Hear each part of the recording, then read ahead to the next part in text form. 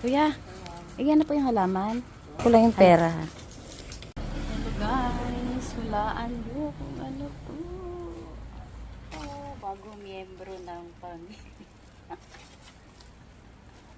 Ginaksan na natin. May free siya na paso.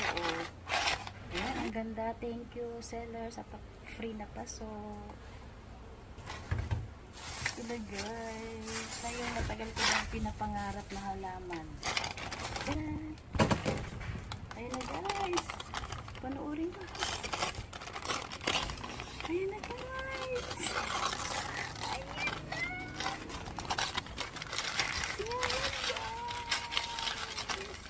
Si Whitney. Oh, diba? Ang ganda niya. Oh my God. Oh my God.